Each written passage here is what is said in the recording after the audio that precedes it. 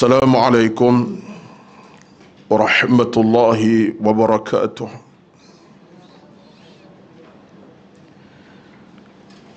Innal hamdalillah nahmaduhu wa nasta'inuhu wa nastahdihi wa nastaghfiruh wa na'udzu billahi min shururi anfusina wa min sayyiati a'malina. من يهده الله فلا مضل له ومن يضلل فلا هادي له أشهد أن لا إله إلا الله وحده لا شريك له وأشهد أن محمدا عبده ورسوله صلاة وسلاما على حبيبنا المصطفى صلى الله عليه وسلم وعلى آله من اهتدى. ربنا افتح بيننا وبين قومنا بالحق وأنت خير الفاتحين. اللهم افتح لنا أبواب الخير وأبواب السلامة وأبواب الصحة وأبواب النعمة وأبواب البركة وأبواب القوة وأبواب المودة وأبواب الرحمة وأبواب الرزق وأبواب العلم وأبواب المغفرة وأبواب الجنة يا أرحم الراحمين. اللهم أحسن عاقبتنا في الأمور كلها وأجرنا من خزي الدنيا وعذاب الآخرة. اللهم ارزقنا الخير إنك سميع قريب مجيب الدعوات ويا قاضي الحاجات. اللهم أعنا على ذكرك وشكرك وحسن عبادتك. اللهم رب اشرح لي صدري ويسر لي أمري واحلل عقدة من لساني يفقه قولي يا رب العالمين. أما بعد، أعوذ بالله من الشيطان الرجيم. بسم الله الرحمن الرحيم. يؤتي الحكمة من يشاء ومن يؤت الحكمة فقد أوتي خيرا كثيرا وما يذكر إلا أولو الألباب. صدق الله العظيم. Yang bermaksud diberikan ilmu oleh Allah Subhanahu wa taala kepada siapa yang dikehendakinya, dan barang siapa yang dikurniakan hikmah atau ilmu, maka sungguhnya dia telah diberikan kebaikan yang banyak. Dan tidaklah orang-orang yang berakal sahajalah yang ingat kepada Allah Subhanahu wa taala. Al-Baqarah ayat 269. Al-Baqarah 269. Sadaqallahul azim. Yang berbahagia dihormati pengurusi dan seluruh tuan kuasa pengajian kuliah duha Masjid Al-Falah USG 9 Subang Jaya, dan yang dihormati dan dikasihi seluruh kehadiran para jamaah yang bersama-sama di pagi ini, tuan-tuan, puan-puan, muslimin dan muslimat, tetamu-tetamu duha. Mudah-mudahan Allah Subhanahu wa taala sentiasa mempermudahkan urusan ilmu dan amal kita, dan sentiasa kita direzekikan oleh Allah Subhanahu wa taala hidayah yang berterusan. Bismillahirrahmanirrahim. Hidayah yang berterusan demi untuk kita melengkapkan sebuah perjalanan yang selamat dan sejahtera, bahagia di dunia dan juga di akhirat pastinya. Sesungguhnya seorang mukmin yang sejati, yang benar-benar beriman kepada Allah Subhanahu wa taala adalah manusia yang tidak akan sama sekali melupai tentang soal amal dan ilmu dan keimanan Dan itulah maka seorang mukmin adalah seorang yang sentiasa berusaha ke arah mencari kebaikan dan melakukan kebaikan. Nabi bersabda dalam satu hadis yang sering saya sebut di sini pun. Siapa yang buat catatan mungkin dia boleh semak balik bagaimana ciri seorang mukmin yang sejati itu. Nabi telah sebut dalam satu hadis daripada Imam Tirmizi, lan yashba'a mu'minun min khairin hatta yakuna muntahul jannah. Maknanya seorang mukmin tidak pernah merasa kenyang. Bukan soal nasi tambah, nasi Arab, nasi belauk, nasi bukan. Tidak pernah kenyang dalam mencari kebaikan dan melakukan kebaikan. Tengok Nabi sebut macam tu kepada kita. Ini seorang mukmin. Lan yashba'a mu'minun min khairin hatta yakuna muntahul jannah. Tidak pernah seorang mukmin merasa kenyang dalam buat perkara baik, dalam mencari kebaikan, dalam berilmu dan beramal, sehingga bila tuan-tuan dalam buat kebaikan ini? Sehinggalah kata Nabi, penghujungnya syurga menanti. Tengok, itu sabda Nabi SAW. Sehingga Nabi sebut orang mukmin tidak pernah kenyang dalam buat kebaikan. Tak cukup nak cari kebaikan, pahalanya, ilmunya. Sehingga bila? Bukan soal 10 tahun sampai mati, tidak. Hinggalah penghujungnya syurga menanti dia. Maknanya penghujung kita bila kita mati dengan ilmu dan iman, insya-Allah lah syurga tempat kediaman kita. Hadis umpama ini bagi saya satu hadis yang begitu motivasikan kita. Jadi kalau ada kalangan manusia yang kalau dia mengaku beriman tapi tak nak cari ilmu, tak nak buat kebaikan, tak nak cari pahala melimpah ruah, tak nak duduk dalam majlis seumpama ini, bahkan tak ada pun hasrat untuk buat benda baik dalam hidupnya, maka berdasar hadis ini, berdasar ini, maka gagallah kita. Dalam maksud gagal tu bukan gagal dunia, gagal di hari akhirat. Dunia mungkin orang berjaya. Dalam dunia ini kejayaan manusia dalam pelbagai bentuk. Ada orang berjaya urusan pangkat, tinggi pangkatnya, urusan harta, banyak hartanya. Dunia dia raih malam siang. Kerana kedik, dia bijak, dia bagus, dia buat usaha, dia berusaha. Tetapi belum tentu dia akan meraih kejayaan di alam sana kalau tak disertai dengan amal-amal soleh. Ini merupakan frasa penting dalam kehidupan beragama kita.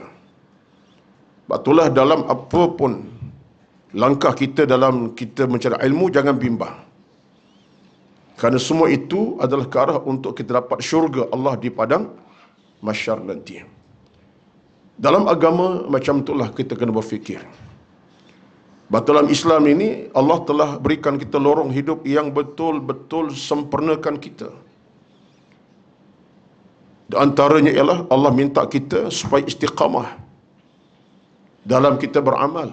Cari ilmu, istiqamah. Buat baik, istiqamah. Cari pahala, istiqamah. Belajar, istiqamah. Apa kita buat, kita mesti istiqamah. Soal sikit banyak itu soal kedua. Neraca agama ni yang utama istiqamah. Soal buat baik banyak ke sikit, itu kedua. Sikit pun ya, banyak pun ya. Tapi istiqamah. Berterusan, tak henti-henti. Belajar, cari ilmu buat baik, berterusan. Semampu kita. Ketika kita mampu buat banyak, banyaklah. Kita tak boleh buat banyak, sedikit tapi berterusan. So, Islam tidak pernah meletakkan soal kuantiti tapi kualiti. Banyak terserah kepada keadaan. Kita boleh sembahyang duha sampai 8 rakaat. Lepas 2, 4, 6, 8. Okey. Dan kita mampu, tapi kita tak mampu buat 8.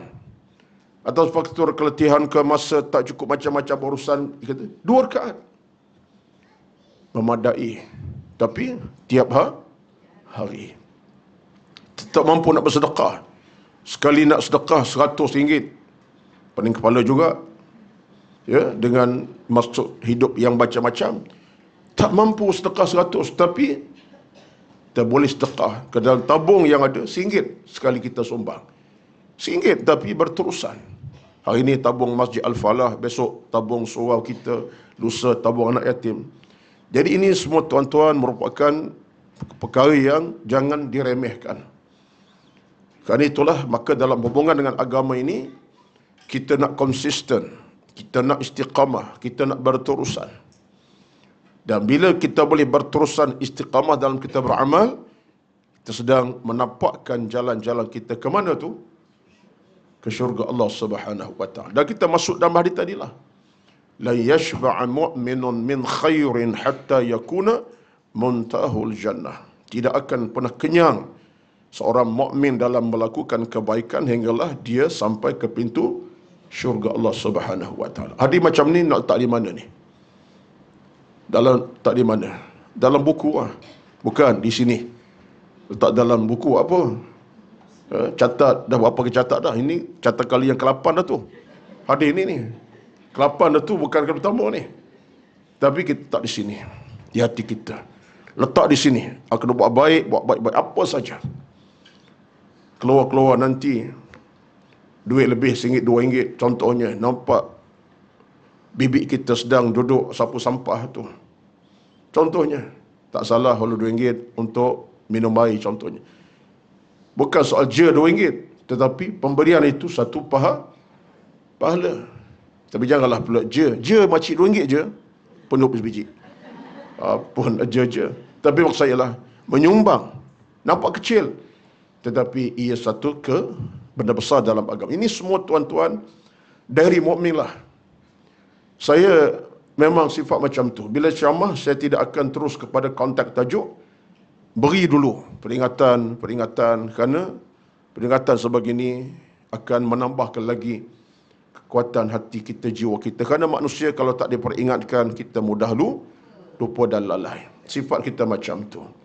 Innaman nisyanu yatakarrar, kata para ulama, lupa itu memang berulang-ulang. Kita mudah lupa, percayalah. Dalam bab ilmu lupa, bab iman lupa, buat ibadat lupa. Tengok pukul 10, tak sembahyang zuhur lagi. Padahal relax je, 2 jam, 3 jam selepas subuh tu. Lupa. Tapi tak lupa satu benda, makan. Tak lupa. Yang tak lupa, pagi-pagi dah bangun tu, nasi lemak kat mana pagi ni? First, ingatan, nasi lemak kat mana lepas subuh.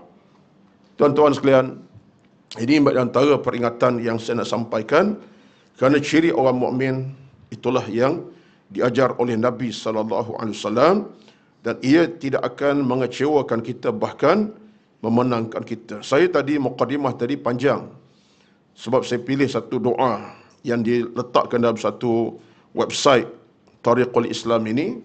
Banyak saya sebut tadi yang mungkin puan-puan aminkan. Saya ulang balik sikit lah. Doa tadi, Allah maftah lana abwabal khairi, ya Allah, bukalah kepada kami pintu-pintu kebaikan, wa abwabas salamati, pintu-pintu keselamatan, wa abwabas sihhati, pintu-pintu kesihatan, wa abwaban ni'mati, pintu-pintu nikmat kehidupan, wa abwabal barakati, pintu-pintu keberkatan, wa abwabal quwwati, pintu-pintu kekuatan hati dan jiwa, iman dan ilmu, wa abwabal mawaddati, pintu-pintu kesayang sama kita, wa abwabar rahmati, pintu kerahmatan, wa abwabar rizqi, pintu-pintu rezeki, wa abwabal ilmi, pintu-pintu ilmu, wa abwabal maghfirati, pintu-pintu keampunan, wa abwabal jannati, pintu-pintu syurga. Berapa pintu tu? 1, 2, 3, 4, 5, 6, 7, 8, 9, 10, 11, 12, 12 pintu kita minta tadi. Ni kalau dapat semua ini, alhamdulillah lah. Pintu rahmat dapat, pintu sayang kasih dapat, rezeki dapat, ilmu dapat, Masya Allah. Ini semua daripada siapa ni? Pintu rezeki, ilmu, rahmat, siapa punya? Allah Azza wa Jalla. Kalau kita renung balik doa-doa macam ni, kita akan rasa Allah pemilik pintu keselamatan dia. Kalau dia tak beri keselamatan, tak selamat kita. Berjalan pada rumah, balik ke kampung, jam 2 jam, 3 jam perjalanan. Kalau Allah tak keselamatan, ada masalah jalan. Tapi kenapa boleh sampai dengan selamat? Allah beri keselamatan daripada gangguan jalan raya dan seumpamanya. Kita minta kepada Allah bab abwabal mawaddati, pintu-pintu sayang kasih sama kita. Ini campakkan Allah pada hati kita. Kalau kita tidak diberi Allah rezeki rasa sayang kasih, tak timbul perasaan itu. Yang ada adalah kebencian, nak marah, nak maki, nak hamun.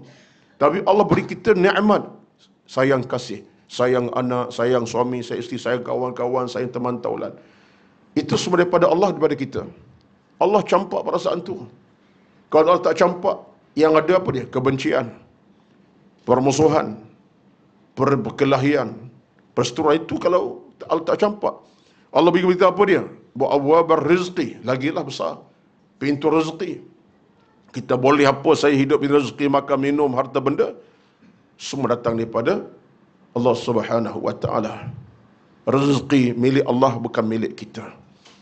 Batulah satu hari Al-Hasan Al-Basri rahmatullahi alaihi, dia berjalan-jalan, di jalanan dia tengok seekor burung sedang terbang, kemudian hinggap di satu dahan. Dahan tu ada pula burung yang lain. Rupa burung satu lagi, burung yang dalam keadaan tidak sihat. Maka yang terbang itu terbang hinggap di dahan itu, kemudian yang tu beri makan kepada yang tak sihat. Sampai dia puas hati. Tengah-tengah jalan, dia tengok burung yang terbang hinggap di satu dahan, satu burung menanti, dia tolong hulurkan buncungnya hinggalah kawan tu dapat makan. So dia tengok, dia menangis. Sampai dia menangis. Dia kata, demi Allah, dia kata, aku tak pernah terasa begitu sekali Allah ni punya keluasan rezeki. Seekor burung yang sakit, datang kawannya, hulurkan makanan, beli muncungnya. Ini semua siapa punya ni?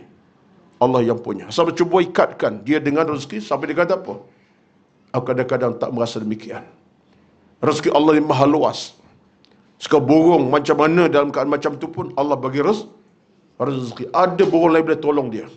Allah punya rezeki itu sampai kepada burung yang sakit, dapatlah mungkin seekor lalat ke lipas ke, ataupun seekor, ialah mungkin makanan tertentu. Kata Sabasri, demi Allah, aku kadang-kadang tak terfikir bagaimana sebagai hamba Allah ini, aku lebih luas rahmatnya daripada seekor burung itu. Kenapa? Pemunca rezeki Allah Subhanahu wa ta'ala. Ini semua cara berfikir. Cara berfikir yang pernah ada dalam hati orang-orang, dalam dada, dalam pemikiran orang beriman. Kita ni tuan-tuan, kalau tak fikir macam tu, kita akan berada dalam keadaan cuai. Batulah bila berlaku kehidupan kita tak selesa, tak berapa aman, tak bahagia, macam-macam musibah datang, tengok balik. Kerana kita gagal untuk mengikat diri dengan Allah Subhanahu wa ta'ala. Allah tak beri keluasan, rezeki tak berkat, hidup tak berkat, kehidupan tak selesa. Sebab apa? Sebab Allah tarik pintu-pintu tadi. Betul, kita minta pada Allah semua itu untuk kita dapat pintu-pintu rahmat dan seumpama. Baik, bicara kita pada pagi ini sambungannya muka surat 10. Terakhir kita bertemu 20 hari bulan September yang lepas, 2 minggu yang lalu. Alhamdulillah, sekarang bertemu balik. Kita masih bercakap tentang persoalan ingati kematian dan bersiap sedia hadapi kematian. Ini tajuk kita. Saya dah sebut pada tuan-tuan, kita tinggalkan tu, tajuk yang kedua tinggalkan. Tajuk kedua tinggalkan, kita akan bawa kemudian insyaAllah. Muka surat ke-10. Saya nampak belakang kitab dah ada tu. Jadi wajar sekali lah, ya, tuan-tuan semua, milik kitab ini dengan harga yang saya ingat tak mahal. Berapa dapat kurang harga? Maka jatuh rasa kita dapat kurang harga RM20, RM29 juga, tak dapat kurang. Tak jadi, patut RM10 je patut, ya. Okey. Okeylah tu. Jangan fikir banyak-banyak. Kitab harga kalau 100 pun murah ke mahal? Kalau 100 murah. Bunyi dalam payah kita tuan-tuan. Benda macam ni mahal belaka. Tapi casing phone ni 30 pun tak apa. Betul tak? Kata betul lah, mengakulah, ya. Kita macam itulah, ya. Benda-benda yang sifat kitab ke, bunyi RM20, Allah mahalnya. Free tak boleh free. Nak free terus, ya. Pada kalau harga 50 pun tak mahal. Sebab ini adalah kita pun nak catat, ulama catat, kita baca sajalah. Mahal pun tak apa. Tapi itulah manusia bila berilmu ni dia jadi mahal belaka. Antara anak kita nak mengaji Al-Quran abata, tabata, Iqra 1 2 3 4 5 6 dengan togo Quran. Anak kita umur 8, 10, 11 tahun, 7, 8 tahun tanya, Ustaz, ni anak saya 3 orang ni. Abang Long 7 tahun, ada 6, ada 5. 3 orang turut ni nak mengaji Quran. Abata ni Ustaz, boleh tak? Boleh. Berapa Ustaz nak ambil sebulan?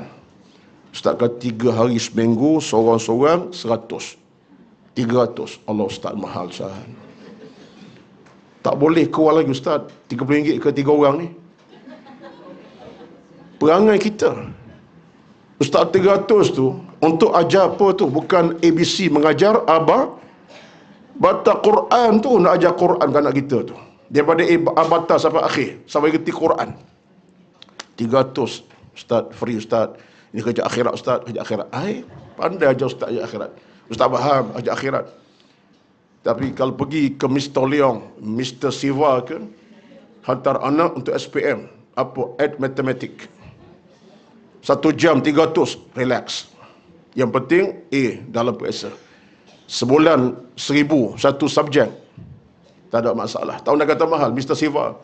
Siva, you kena buat percuma lah. Ini kerja dunia akhirat ni, Siva. Ni Siva penunjuk pada kita. Ya. Ini betul berlaku tuan-tuan. Bukan berlaku kepada tuan. Ini berlaku belah-belah orang, belah-belah. Orang Musang, Kelantan lah. Pahang, Johor. Orang sebenarnya tidak. Benda agama ni, kita akan meletakkan satu tahap pemikiran mahal. Betul tak? Tak bunyi pun. Tuan, itulah perangai dunia akhir zaman. Saya taklah kata nak pertangkan seorang guru Quran letak sampai 1000 seorang. Tapi dalam angka dia tak 100 orang anak kita mengajak abata. Sebab kita kata apa? Alhamdulillah Ustaz, mudah-mudahan ini pun kira murah dah. Saya nak mengaji tak boleh. Saya mengaji tak boleh. Tak pandai. Maksudnya kita meraihkan. Kalau faham-faham, tak faham, buat tak faham lah. Jadi inilah di antara benda-benda yang kadang-kadang kerana agama ni tuan-tuan. Saya cakap untuk saya bila belajar ilmu agama daripada guru-guru yang mengajar saya, daripada boleh belajar di luar negara dahulu, di Arab Saudi, sampailah ke Sudan kemudiannya, sampailah balik. Saya syukur sangat-sangat. Kerana guru mengajar saya abata sampai boleh baca kitab ini, Allahu Akbar. Hargai dengan apa? Ialah yang dah mati, doa lah, ya Allah jadikan amal mereka bercahaya sampai liang kuburnya. Yang boleh kita sumbang dengan harta, sumbanglah, tolong bantu. Saya sebut ini sebab kita dengan ilmu ini jangan kita perkecilkan, baik bentuk tulisan, bentuk ucapan disampaikan. Hargailah.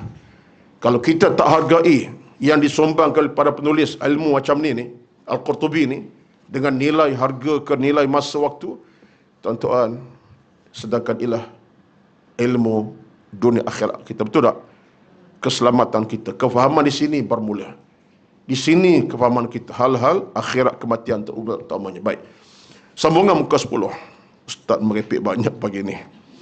Bukan merepek ni. Tazkirah untuk memperingatkan diri sendiri, bukan orang lain. Amin. Para ulama mengatakan bahawa Nabi SAW bersabda, kita balik pada Nabi sebelum ini, perbanyakkanlah ingati pemusnah kenikmatan dunia, iaitu mati. Kita dah setuju dah. Antara cara yang boleh jadikan kita insaf akan sesuatu yang boleh melupakan kita dalam soal hidup ini, ialah ingatkan mati. Aku kaya macam mana, hebat macam mana, mewah macam mana, dapat macam-macam apa pun aku dapat, aku akan mati bila sampai masanya. Bukan maksud kita nak tinggal kekayaan, bukan. Bukan maksud tinggalkan harta, bukan. Bukan maksud nak tinggalkan rumah yang harga 2 juta, bukan. Tetapi kita ada keinsafan di sini. Dalam kekayaan ada keimanan. Dalam pangkat yang tinggi ada ketakwaan. Dalam rezeki yang melimpah ruah ada ketakwaan pada. Itu kita nak. Apa caranya? Ingatkan mati.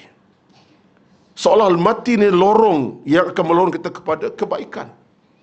Sebab itulah orang yang ingatkan mati dengan hartanya, dia tahu ke mana dia nak sumbangkan harta bendanya. Kalau ada orang minta derma sumbangan sedekah untuk tujuan tertentu, renovation masjid, renovation rumah anak yatim, sebab dia ada kecintaan pada mati, dia tahu aku ni boleh menyumbang, tak sikit boleh bagi banyak. Terus dia bercakap kepada pihak, saya akan sumbang, insyaAllah saya akan bagi 500,000 juta. Contoh, sebab dia berkemampuan. Sebab apa? Kenapa dia sumbang 500,000 juta tu? Sebab dia tahu itulah pesaka dia untuk mati rahmat Allah. Itu saham dia untuk mati sebagai mati mukmin lah tu. Sumbangan 500,000 juta tu untuk dapat syurga Allah pada masa nanti. Dia faham macam tu. Contoh, Ustaz sebut hal harta saja, tak ada cerita lain ke? Termasuklah kita punya kekuatan fizikal kita. Sihat walafiat, badan kita Masya Allah. Naik tangga tak pernah mengah-mengah. Dalam keadaan makan pun senang, hidup pun dalam keadaan begitu cantik, fizikal dan sempurna. Tapi kan ingatkan mati, dia tahu nak tumpahkan masa tenaga kepada kebaikan. Harta mungkin tak banyak, tapi sihat badan. Kerana badan saya itulah dia akan berjalan ke masjid, ke surau, ke tempat ilmu. Habiskan masa untuk berjalan ilmu. Sebab apa? Ingatkan mati. Tapi kalau dia ingat mati, dia habiskan masa di mana? Sihat badan, dia habiskan masa 3.5 jam kedai mamak. Dan pukul 7 petang sampai 10 malam. Contohnya. Bukan soal musuh kedai mamak. Tuan-tuan jangan pula, Ustaz macam something kedai mamak pula. Bukan. Saya pun duk minum juga pagi tadi pun sempat minum teh, minum ambil telur separuh-separuh di kedai mamak dengan isteri pagi lepas subuh. Tetapi maksud saya ialah seorang mukmin yang sejati dalam sihat badannya, dia tahu nak gunakan kesihatan ke mana. Dah sihat badan, boleh berjalan masjid, berjalanlah ke masjid, datang ke masjid, duduklah berlama-lama.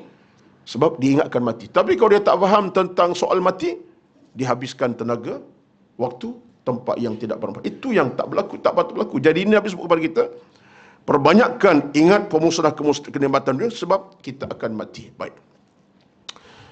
Itu merupakan kata-kata ringkas dan mudah, namun mengandungi peringatan sepesanan yang amat dalam nilainya. Ini kata pengarang kitab kita ini. Nabi cakap mudah, saya simple je. Apa kata Nabi SAW dalam hadis yang kita baca sebelum ini? Kata Nabi, akthiru zikra hadimil lazat, ya'ni al-maut. Pendek je, 5-6 patah je.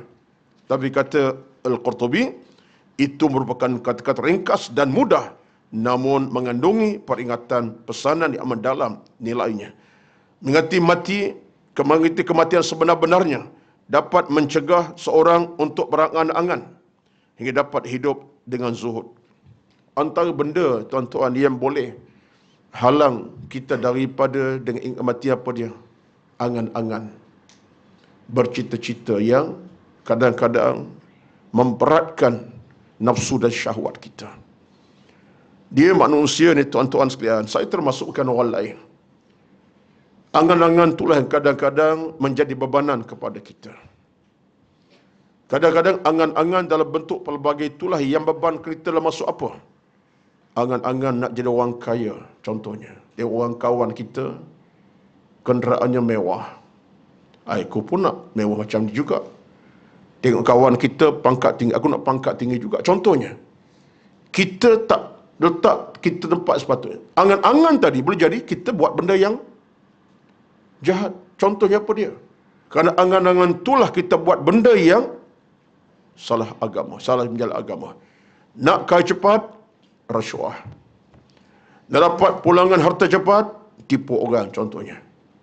Kerana angan-angan. Maka akhirnya batas agama tak kira dah. Yang penting masuk. Masuk ni bahasa apa Ustaz? Masuklah. Ya. Tak kira dah. Penting dapat. Aku nak sekian banyak harta dalam tempoh sekian, tak kira dosa pahala. Wah, haram. Ini kadang-kadang benda yang mencacatkan kehidupan beragama kita. Angan tak salah. Yang salah angan-angan mak jenin. Itu yang salahnya. Satu benda tak akan dapat, tapi kita usaha. Jalan kita halal ke haram tak betul. Itu tak boleh lah macam tu. Sebab angan-angan kalau ikut kepada agama, bukanlah bermaksud haram mutlak. Kita punya cita-cita kita, angan-angan kita untuk buat benda yang baik.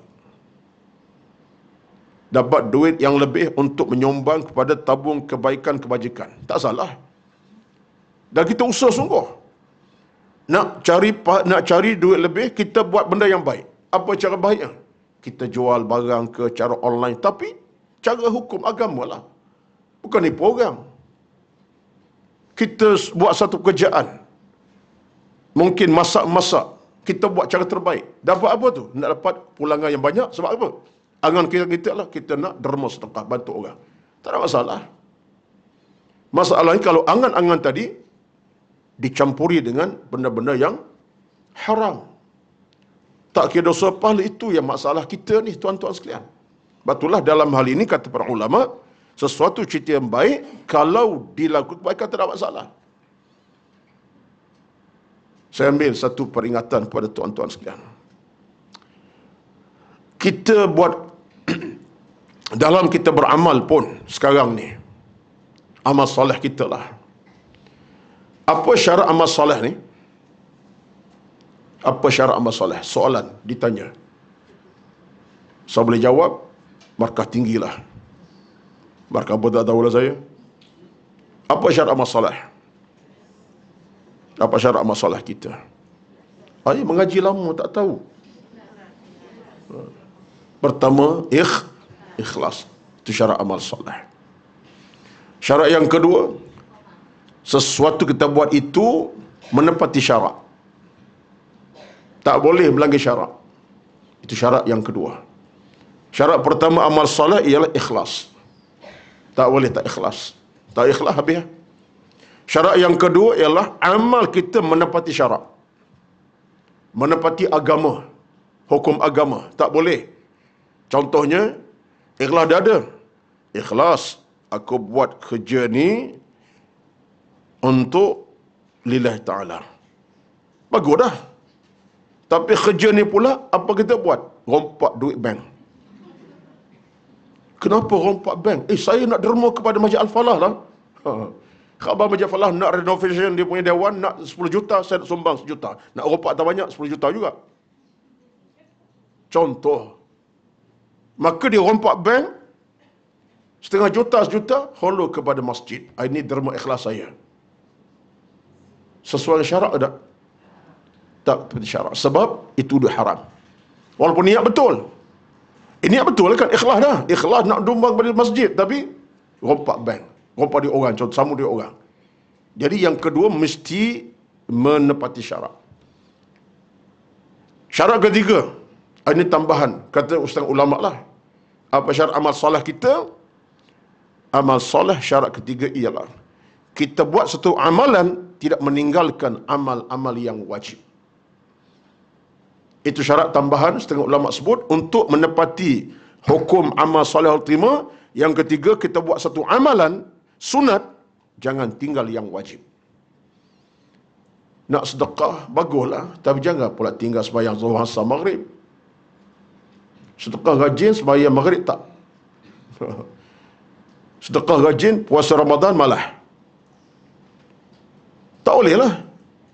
Jadi amal soleh syaratnya jangan abaikan amal-amal yang wajib. Itu tambah syarat. Tapi yang saya pegang yang kedua tadi.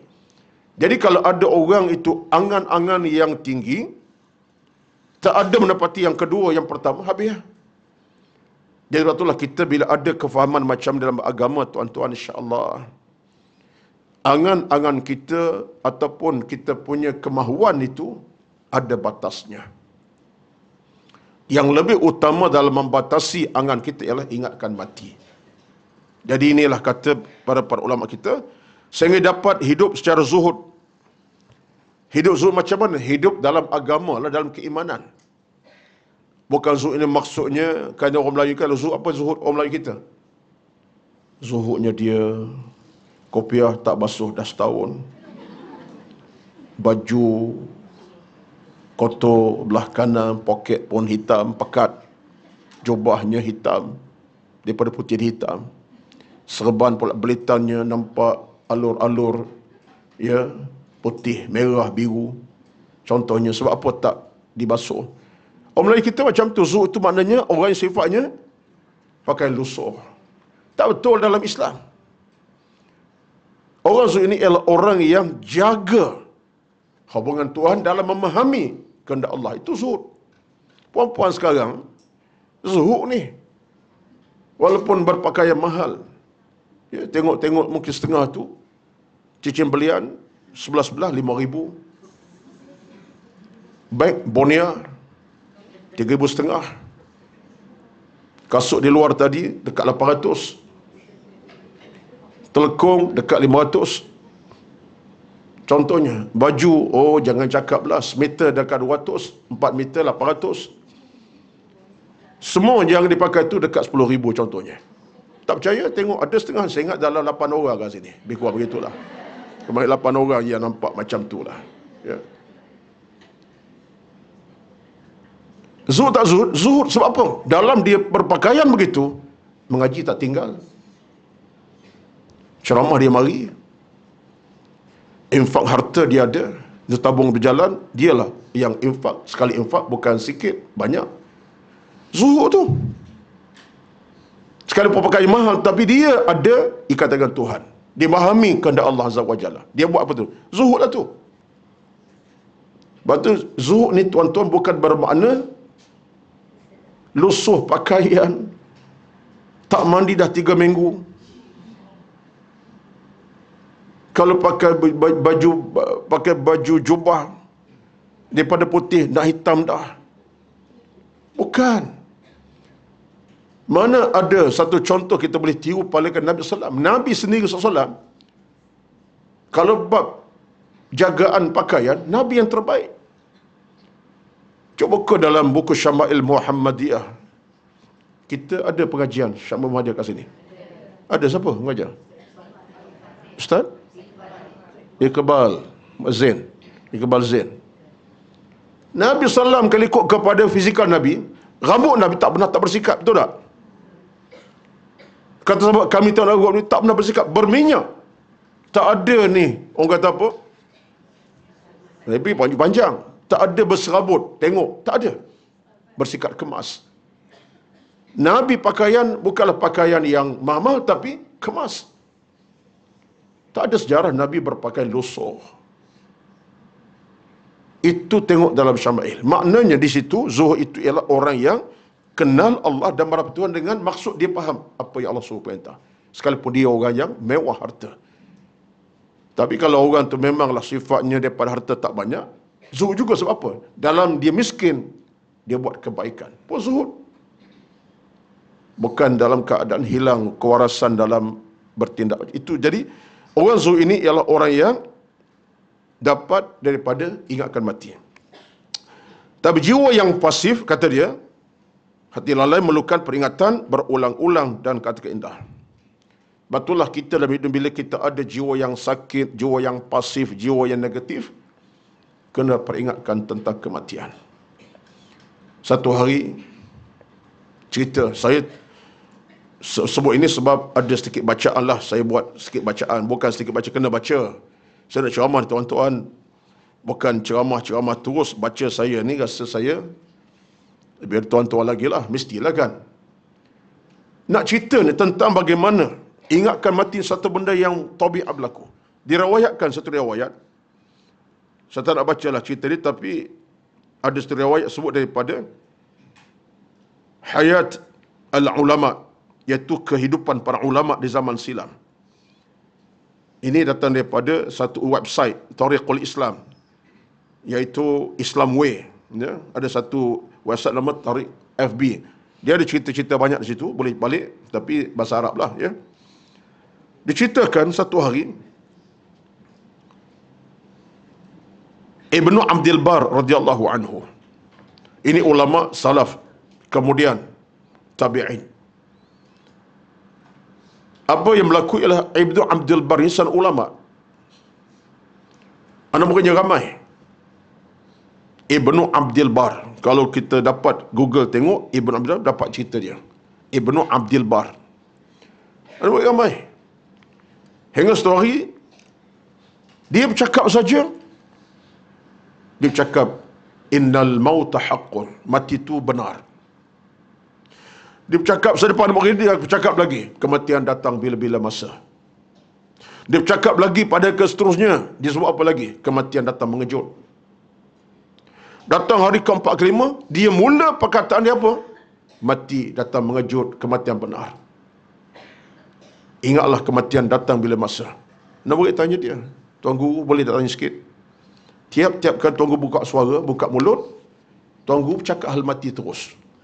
Kami yang duduk tengah-tengah tenang ni, tak tenang jadi. Sebab apa? Buka-buka mulut, mati.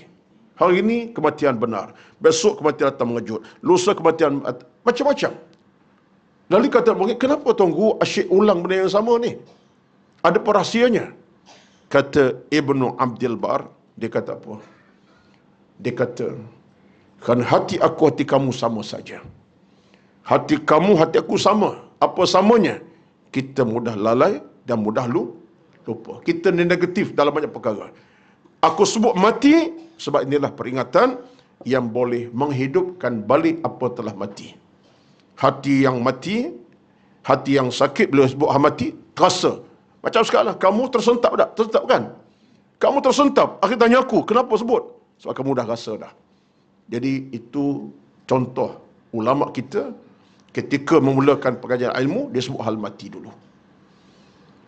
Tapi kita kalau ustaz-ustaz kita sebut hal mati apa nak seronok lah kan? Keseronok puan-puan. Seronok. Alhamdulillah, tak apalah. Tajuk kita hal mati ni. Ya. Nabi bersabda, perbanyakkanlah ingati ke pemusnahan dunia. Allah berfirman. Cuba tengok ni. Ayat ini tuan-tuan, saya minta sangat-sangat tolonglah rakamkan dalam ingatan, rakamkan dalam pemikiran masing-masing. Saya sebut ini sebab ayat ini ayat yang betul-betul memberikan kita input ke arah memotivasikan kita punya kehidupan. Ini ayat ni. Ali Imran ayat 185. Perhatilah sentiasa. Bukalah ayat ini sentiasa dan kau boleh jadikan sebagai bahan bacaan sentiasa. Saya nak berkongsi dengan tuan-tuan pada pagi ini. Apa kata Allah dalam ayat 185 Ali Imran surah ketiga ini? Kullu nafsin dha'iqatul maut. Kebetulan ada kita ada ni. Wa innama tuwaffawna ujurakum yawmal qiyamati. Faman zuhziha 'anil nar wa udkhilal jannata faqad faz. Wa mal hayatud dunya illa mata'ul ghurur. Ayat ini tuan-tuan kalau nak beri tafsiran secara makna dan tadabbur, ayat ini nak kepada 10 kuliah baru habis. Betul ni, kalau tafsir lah. Tafsir ayat ini 10 kuliah tak habis lagi ni. Sebab step by step, banyak cerita. Tapi saya taklah ambil 10 kuliah. Tapi nak ambil dalam bawah ini untuk ingatkan, kalau baca, kena baca dengan betul. Ingat dengan betul. Baik, apa kata Allah SWT? Ringkas saja. Allah sebut kepada kita yang pertama. Ayat ini boleh kita pecah kepada 1, 2, 3, 4, 5. Qat'ah. 5 bahagian. Ayat ini, satu ayat aja. 185 kan? Tapi ada 5 benda yang Allah pecahkan kepada kita peringatannya. Mana satu dalam 5. Kita biasa dengar satu dalam 2 dalam 1. Ini 1 dalam 5. Baik. Antara kata Allah Azza wa Jalla, kullu nafsin dha'iqatul mauti. Pertama Allah pertegaskan, tiap bernyawa akan rasa kematian. Ketegasan yang jelas. Tiap yang bernyawa akan rasa kematian. Satu bab. Jadi, kalau Allah sebut macam tu, kalau ada orang tak yakin akan kematian, tak siap untuk mati, maka ini merupakan satu masalah besar. Kalau ada orang yang tak siap untuk mati, tak ada ingatkan mati, masalah. So Allah kata apa? Tiap yang bernyawa akan mati. Dia letak kat mana tuan-tuan ni? Di sinilah. Betullah kita bila dengar cerita-cerita kematian, sama ada berlaku kepada kawan kita yang sebaya, yang seusia, yang masih muda, yang dah sakit lama, ia bukan benda pelik. Pelik ke? Setengah kita kata, muda lagi lah dia, baru 30 anak seorang dah meninggal. Kita kadang-kadang terasa apa? Pelik tak? Betul tak? Sebab baru anak seorang, tak kahwin lagi pun, baru anak 2-3 orang, belum pensi lagi, meninggal. Kalau kita baca ini, tak timbullah perkataan tu. Yang berlaku ialah sebab kematian tak pernah ada syarat mesti tua, bukan muda, mesti terlantar, bukan sihat. Tak ada. Tapi kita bercakap, ialah manusia bercakap lah. Saya pun kadang-kadang berdebar juga. Sebab apa? Sebab ia mati tu baru 30. Adik jauh dengan saya, dengar khabar semalam pun, 2-3 pun ada berita sampai dalam paper hari-hari kita baca. Tapi hakikatnya kita, kalau kita faham agama begitu mudah, kita akan faham. So Allah kata apa? Tiap yang bernyawa akan mati. Subhanallah. Ini semua kata Allah Azza wa Jalla. Di mana letaknya? Neraca kita keimanan. Kita faham. Itu satu. Jadi kita mengimani kata Allah ini dengan maksud yang tersirat, tiap bernyawa akan mati. Tak kira siapa pun kita. Hatta seekor semut, lipas, seekor binatang, apalagi manusia. Sebatang pokok, nampak segar bugar, hijau daunnya, pokoknya berbuah. Tiba-tiba tengok, dah kekuningan. Akar tak berfungsi. Sebab tidak ada makhluk melainkan dia akan hadapi kematian. Tapi kematian pelbagailah. Pokok cara dia, binatang cara dia, kita cara kita. Tapi yang kita fokus ialah kita, bukan soal pokok, bukan soal binatang. Kita ni. Ya. Kita tengok kucing kita pelihara dah 10 tahun, dilanggar lori, menangis 3 hari. Betul tak? Ada pengalaman tak? Kucing meninggal dunia dengan tak selamat. Keluar rumah, dilanggar kereta, kita dah jaga 3 tahun. Kena kucing pula, bukan kucing daripada Malaysia, daripada Switzerland. Baka Swiss, baka Denmark contohnya. Harga sampai 3-4 ribu. Betul tak? Ada kucing yang 3 ribu harga? Ada. Saya baru saja, adik saya beri kepada menantu saya kucing harga 3 ribu. Nama pula tu, Rara nama. Main-main. Bukan wujud tak salwa je. Rara. 3 ribu harga. Saya pun terkejut. Dia baka apa? Saya Scottish. Dia muka bukan muka Melayu lah. Muka Scottish. Hidung pun hidung Scottish, tuan-tuan sekalian. Mata pun mata Scottish. Bukan hidung Melayu, Jawa tak ada. Pelihara Ogos, baru ni 5 Ogos. Saya tak suka, tapi menantu saya dengan anak saya, cucu dua tu suka. Ya. Tapi ialah, minggu lepas, sebalik pada Medan minggu lepas, anak perempuan saya kata, Pak, kena cari pemilik baru dah. Yalah, masa tak ada nak jaga. Kalau rumah, kita tak izin keluar rumah, kokok lari, 3 ribu ni. Ya, orang tengok, 3 ribu ni, susah juga harga. Yang saya dapat tu daripada adik saya, beri hadiah je lah. Minggu lepas, ada seorang hamba Allah daripada Damansara, mana utama Damansara Damai, sanggup. Tapi, berilah. Ya. Tapi yang saya nak sebut, saya tak suka sangat kucing ni. Tapi dah ada kat rumah tu, seronok juga kadang-kadang. Ya, manja. Dengan kita, dia tahu pula masa nak bermanja. Ya, kita sembahyang dia tak rapat. Lepas sembahyang mari. Cerdik juga mendatang ni pun ada. Ya. Kita sembahyang dia tak usik kita. Diri kita solat. Tapi kita dah solat, duduk saja, dia mari. Jadi kadang-kadang makhluk Allah ni, walaupun kucing tapi kerana dia makhluk Tuhan, Allah beri kepadanya sesuatu yang sifatnya begitu. Apa cerita kucing pula ni? Ya. Cerita apa tadi? Cerita sebab kucing dilanggar lori mati. Ataupun sakit tu mati. Berapa ramai kita menangis, betul tak? Menangis. Hari itu bila ada orang datang rumah saya, ambil saya keluar masjid pada keluar maghrib. Saya kata, apalah, Baba nak keluar maghrib. Tengok lepas hijab, orang datang dah. Saya kata begitu, semua menangis serumah. Cucu menangis, anak menangis, sebab apa? Berpisah dengan Rara. Padahal baru 1.5 bulan jaga. Ya? Menangis. Ya?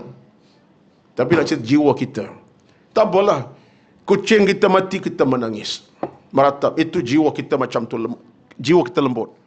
Tapi tuan-tuan, kita tak pernah menangis kalau aku mati ni tengah iman tak ada, aku mati tengah takwa belum cukup, aku mati tengah buat dosa. Kita menangis tak? Kadang-kadang tak menangis kita. Tak ada satu masa kita duduk dalam keadaan khusyuk sekejap. Lepas solat, ya Allah, Tuhan, aku matilah dalam tempoh sehari dua ini. Aku amal tak cukup, iman tak cukup di dada, dosa masih banyak, amal aku tak banyak mana pun, sedekah-sedekah pun aku tak buat dengan baik. Contohnya, beberapa ramai kita yang menangis. Saya tak cakap orang, saya lah. Sedangkan kematian, kata Allah, tiap bernafas akan mati bila-bila masa saja. Apa siapkan kita? Apa kita telah siapkan untuk kita masing-masing? Meratap, bukan meratapkan kita dalam keadaan apa, kita rasa bimbang. Kalau aku mati, ya Allah, dalam tempoh terdekat, tak kira besok usaha, dosa-dosa masih banyak lagi, ilmu tak berapa ada, amal pun tak banyak, kampunan tak. Ini semua, tuan-tuan, kekuatan kita sebenarnya. Kekuatan ini saya sebut sentiasa tidak pernah melemahkan hati orang beriman. Sebab tu orang bila ingatkan mati, dia akan buatlah kebaikan segera. Dia tak akan tangguh dah. Kalau bab sedekah ke, bab derma insaf ke, bab taubat, dia akan segera lah. Itu sebab kata Allah Azza wa Jalla dalam Al-Quran ini. Allah kata apa kepada kita? Allah sebut kepada kita, tiap yang bernafas akan mati. Itu satu fasa. Fasa yang kedua, kata Allah Azza wa Jalla, in wa innama tuwaffawna ujurakum yaumal qiyamati. Tengok kata Allah Azza wa Jalla.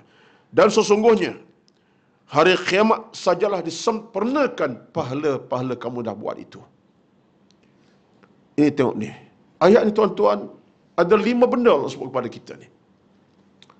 Ayat satu je, tapi dalam ayat ni ada pecah 5 perkara. Antara kata Allah yang keduanya ialah wa innama tuwaffawna ujurakum yaumal qiyamati. Tiap apa dah kamu buat selama hidup, dengan pahala, dengan kamu cari ilmu, kamu buat apa saja, kamu diberi balasan di padang mahsyar hari kiamat. Ini makna apa, tuan-tuan? Maknanya Allah nak ingat kepada kita. Yang kita kena fikir sekarang, buat. Jangan tak buat. Sebab apa? Di sana jangan bimbang. Aku akan tunjuk kamu apa dah kamu buat selama ini. Sekecil mana pun amal kamu. Dalam Islam, Allah sebut dalam Quran pun, فَمَنْ يَعْمَلْ مِثْقَالَ ذَرَّةٍ, cuba sambung sikit, خَيْرًا يَرَهُ وَمَنْ يَعْمَلْ مِثْقَالَ ذَرَّةٍ شَرًّا يَرَهُ. Siapa yang buat benda yang baik, kecil mana pun, dia akan diperlihatkan di padang mahsyar. Tengok. Tak ada orang tahu kebaikan kita. Dah kebaikan mula kecil sangat, bukan besar pun. Jangan bimbang, kata Allah. Aku tunjuk pada kamu. Inilah kebaikan kamu dulu. Allah rekodkan, akhirnya tunjuk pada kita. Termasuk kejahatan, bukan kebaikan saja. Kejahatan bersama. Wa man ya'mal mithqala dzarratin syarran. Siapa buat benda jahat, benda buruk, kecil mana pun, Allah akan tunjukkan. Inilah kejahatan kamu. Dua orang tak tahu, tapi kamu sembunyikan daripada orang kejahatan. Dan ini dia tunjukkan kepada masyarakat. Jadi semua kita ni, puan-puan, baik kebaikan, khasnya kebaikan pahala kita bercakap sekarang, Allah akan pertontonkan di padang mahsyar. Ini semua merupakan satu nikmat. Sebab tu tidak ada dalam rekod Allah SWT satu pun amal kita itu Allah akan persiakan. Semua direkodkan oleh malaikat mungkar, malaikat apa? Raqib dan Atid. Jadi kata Allah SWT, dan semua amal kamu akan diberi balasan di padang mahsyar. Sebab itulah kita faham dalam agama ini, innamal akhiratu darul jazai. Akhirat tempat pembalasan. Tapi dunia tempat apa?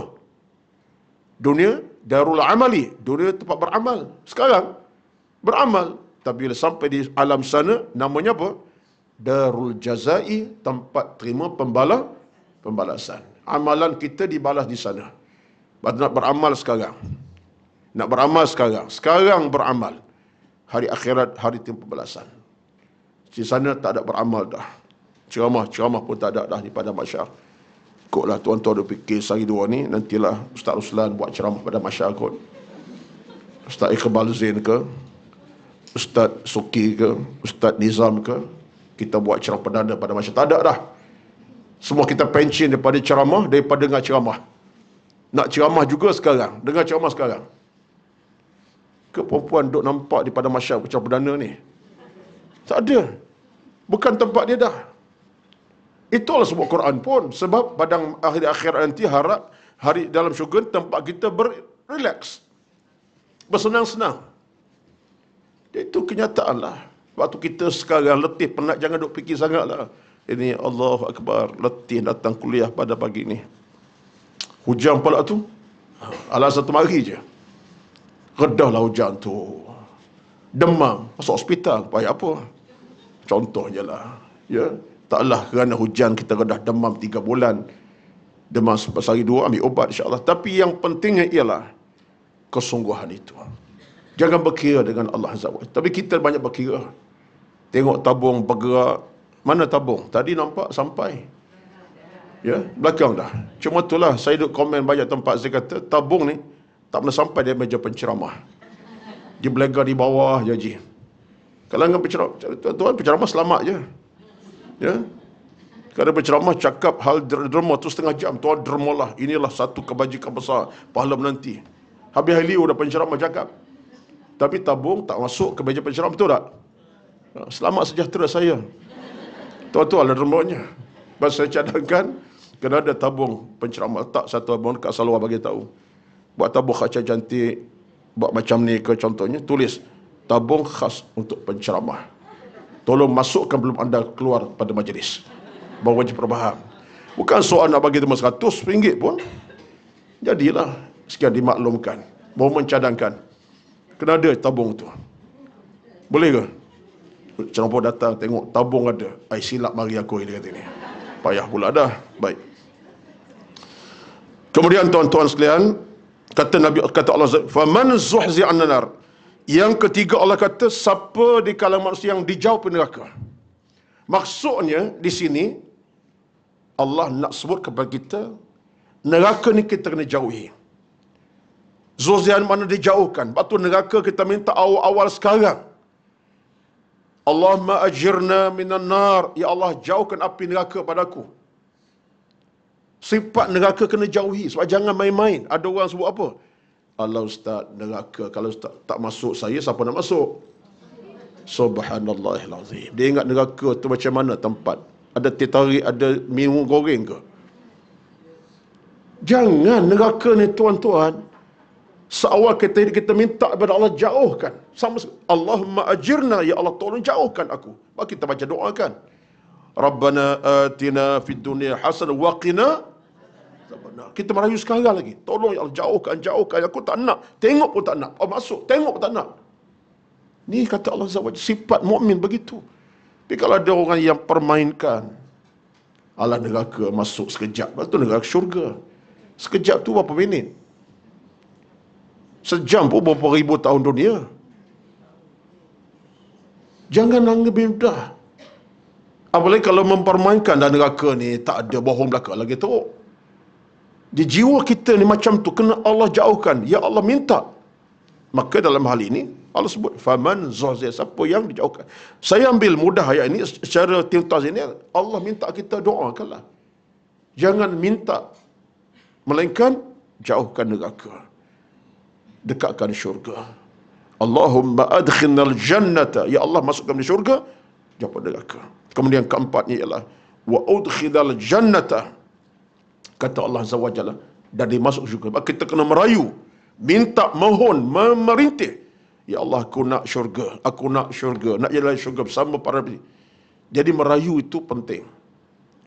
Yang keduanya dalam maksud wa udkhil jannah ini ialah kita menjadi hamba Allah yang cinta syurga. Betul dalam konteks agama ni tuan-tuan, dia kata para ulama, di antara Imam Suyuti dia kata apa? Kata Imam Suyuti rahmatullah, sesuatu kebaikan kita buat seolah kita sedang beli syurga. Itu mudah cara berfikir orang beriman. Saya buat baik, saya buat benda saleh, Tuhan sama. Soal kita sedang beli syurga. Ustaz, beli syurga Ustaz? Iyalah. Kita benda baik, kita berzikir, kita mengaji. Itu apa benda tu? Kita seolah sedang beli. Seolah-olahnya bukanlah maksud Tuhan nak beli syurga. Tapi amal seolah kita sedang beli syurga untuk kita masuk pada hari akhir nanti. Jadi kalau kita nak beli, belilah sekarang. Amal soleh perbanyakkan. Ikhlas kena ada. Syurga makin dekat dengan kita. Yang kelimanya, Allah sebut kepada kita, ingatlah, وَمَا الْحَيَاةُ الدُّنْيَا إِلَّا مَتَاعُ الْغُرُورِ. Dan ingatlah bahawa dunia ini tak lain hanyalah kesenangan yang memperdayakan. Tengok tu, Allah ingat kepada kita. Sebab hal kematian ini dekat dengan dunia. Betul lah kita sebut tadi kan, dunia ini kalau kita tak kontrol dia menipu kita. Lupa mati, lupa beribadat sebab dunia. Keluar pagi, balik petang, dapat gaji, bayar hutang. Akhirnya kita kerja siang malam. Habis ring kita bekerja. Part time, overtime. Habis apa lagi? Tak ada time. Bukan tak ada time bekerja, tak ada time nak mengaji Quran. Tak ada time ke masjid. Sebab apa? Dunia. Dunia memperdayakan, bukan dunia tak elok. Yang tak eloknya kita. Kita dah sebut cakap kali kan, dunia tak pernah bersalah. Yang bersalah kita. Yang asal dunia, kalau dunia aku jahat, tak. Dunia tak bersalah. Yang bersalah kita yang tak boleh urus dunia dengan mengikut kacamata agama. Kita hilang kewarasan dalam urusan dunia. Dia tak bersalah. Nak salah dunia tak boleh. Dunia yang masalah.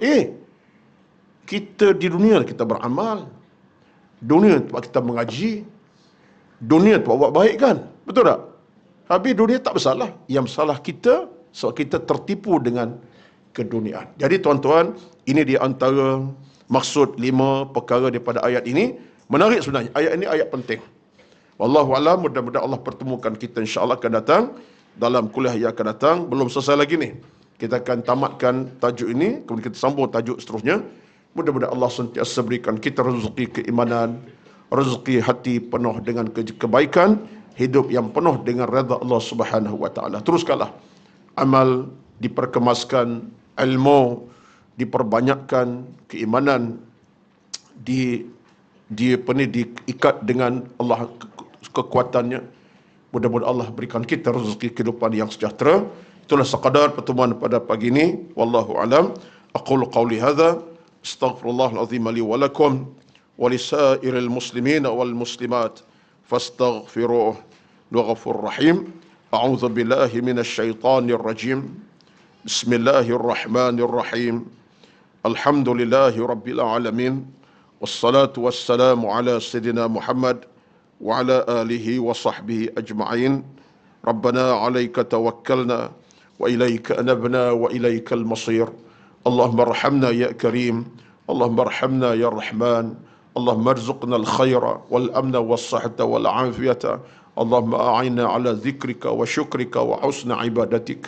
Rabbana taqabbal minna innaka antal alimul hakim.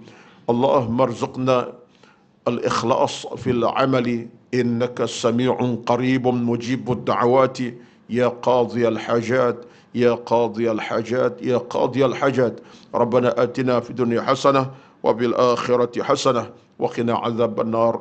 Walhamdulillahi rabbil alamin. Wassalamu alaikum warahmatullahi wabarakatuh.